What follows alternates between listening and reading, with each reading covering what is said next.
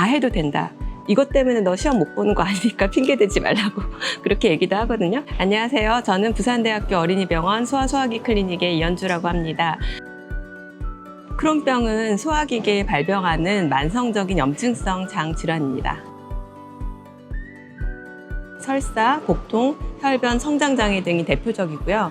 근데 이런 대표적인 증상들이 다 같이 나타나는 환자들은 30%도 되지 않기 때문에 소화기계에 만성적인 증상이 있다면 소아청소년, 소아소화기 전문의 진료를 받아보는 것이 좋겠습니다.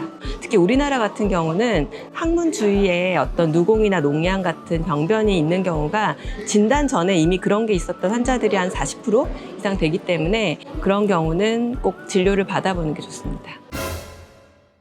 병은 영아한테 나타나는 병은 아니고 10대에서 20대 정도가 전체 인구의 25%가 발병을 하기 때문에 너무 어린애들이 설사하는 거는 그냥 단순 장염이 반복되는 경우가 훨씬 많고요. 너무 걱정할 필요는 없고, 근데 이제 10대 미만에서도 최근에는 조금 이제 환자들이 늘어가는 경향성이 있긴 있어서 10대 미만이라도 너무 만성적으로 설사를 한다라고 하면 진료를 받아보는 게 좋겠고,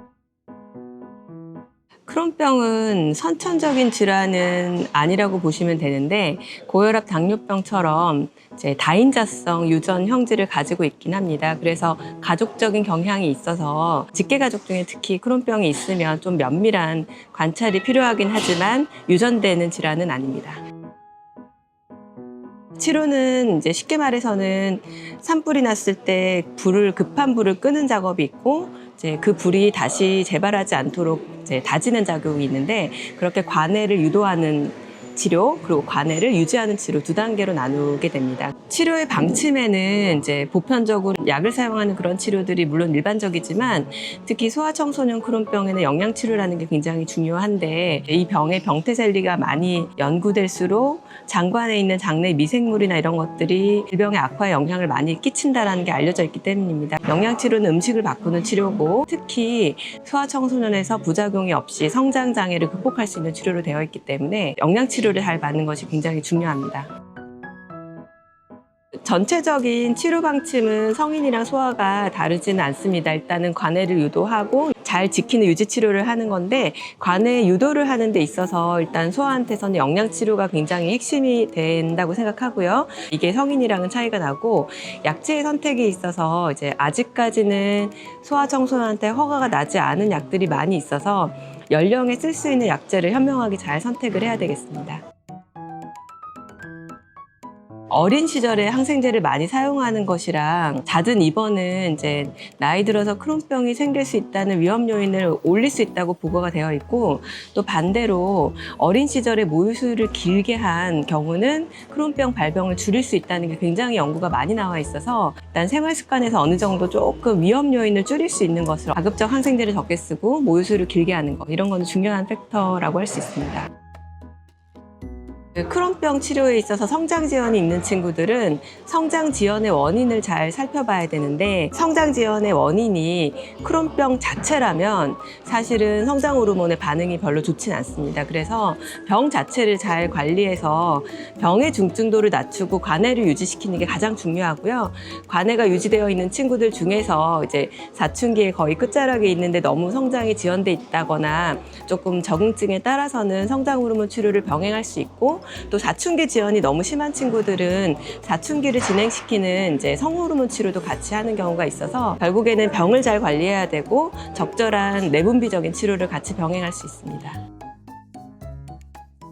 저는 이제 음식으로 인해서 너무 과도하게 스트레스를 받거나 이제 음식 때문에 이제 우울해지거나 그러진 않아야 된다고 생각을 하고요. 질병이 이제 악화 완화가 반복될 수 있는데, 급성기에는 음식을 좀 조절해야 되는 건 확실하고, 이제 관해가 유지돼 있을 때는 조금 편안하게 먹으라고는 합니다. 그렇지만 외식을 할 때도 그렇고 음식을 선택할 때도 그렇고, 가급적이면 원재료를 조리한 충실한 또 한식 위주의 식생활이 좋고요.